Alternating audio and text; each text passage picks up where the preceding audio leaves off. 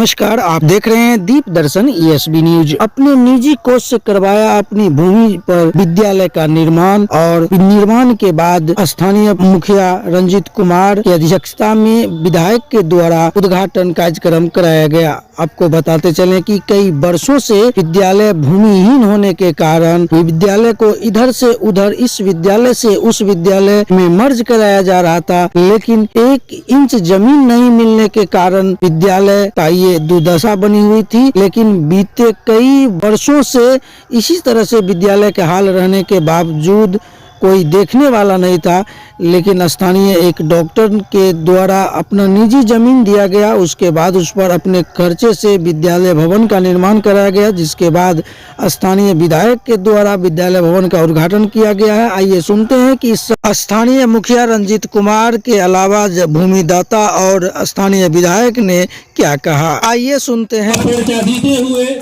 लोग अंतिम काल तक भी और सुनते हैं सारा प्रॉपर्टी बेचने के बाद भी लोग घर नहीं बेचता, भी नहीं बेचता, और इन्होंने अपना घर भी जो था विद्यालय के नाम से समर्पित करने के लिए हमें बुला कर दे दिया।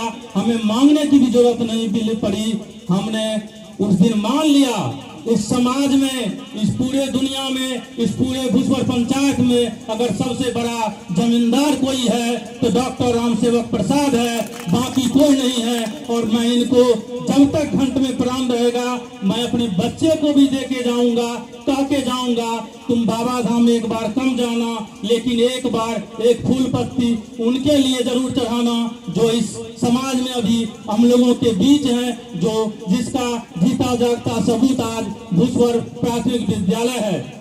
मैं इस समाज से भी अनुरोध करूंगा कि आप भी अपने बच्चे को और आप भी इनकी पूजा जरूर करें, इनका दिल में जरूर जगह रखें। युग युगांतर तक ये अमर रहना चाहिए। इससे बढ़ के कहीं नहीं मंदिर मस्जिद है, यही सबसे बड़ा मंदिर है जो आपको समय पर काम आवे।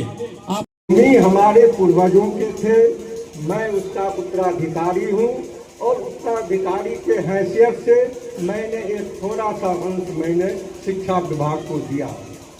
एक्चुअली में हमारे जो पूर्वज हैं माधो महतो, उन्हीं की ये जमीन है। उनके उत्तराधिकारी रामधनी महतो, उनके उत्तराधिकारी राम अवतार महतो और उनके उत्तराधिकारी मैं हूँ। मैंने कुछ नहीं किया, आप लोगों के सहयोग से, आप लोगों की दुआ से, आप लोगों के आग्रह से मैंने इस विद्यालय को जमीन को दिया। आप लोग देने वाले हैं, आप लोग सब कुछ करने वाले हैं और आप लोगों से निवेदन है, उम्मीद करता हूँ इस विद्यालय को उस ऊंचाई तक ले चले जहाँ से हर तरफ शिक्षा की रोशनी जगह जगह फैले। इन्हीं शब्दों के साथ मैं अपनी वाणी को समाप्त करता हूँ। पुस्तकालय का उद्घाटन करने के लिए ये समझदारी का सवाल है। मतलब जो वोट दिया, जो हम जिनके आधार पर वहां करेंगे, जहां से नहीं मिला वहां नहीं देंगे। सिर्फ सदन में बोलने से होगा।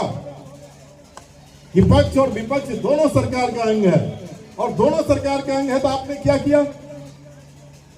मैं डंके के चोट पर कह रहा हूं कि अगर किन्हीं को इस पर डिबेट करना हो तो बुलाइए, हम करने के। विकास में जो है 2 तरह की नीति, 2 तरह की समझदारी। वो राज्य के विकास के लिए नहीं बल्कि राज्य को विनाश के रास्ते पर ले जाता है और इसके खिलाफ संघर्ष करना पड़ेगा। इसीलिए भाइयों, जो पीड़ा आपके दिल में था, मेरे दिल में भी जो गुस्सा था, अब उस गुस्से से तो बहुत कुछ होगा नहीं मैं उसका इजहार करके। लेकिन इन्होंने सही कहा कि मैं कभी नहीं, लेकिन इस रोड के लिए, बांध वाला रोड के लिए मैं जरूर गया। मैं उनको कहा कि आप देखिए, आपके हम पड़ोसी हैं, आप मेरे पड़ोसी हैं, आपका कई रिश्तेदारी विभूतिपुर में है, उनका है रिश्तेदारी। मैं टबका में जब रोड का शिलान्यास करने के लिए झौड़ा टबका में मैं गया था, वहाँ उनके अपने रिश्तेदार कहा कि विजय को कई बार कहे नहीं कर पाया, आप कर दिए, चलिए आपके उद्घाटन में उनको जरूर बुलाइए। कहे उन्होंने एग्रीमेंट किया, लेकिन वो कहाँ आएंगे, नहीं आएंगे।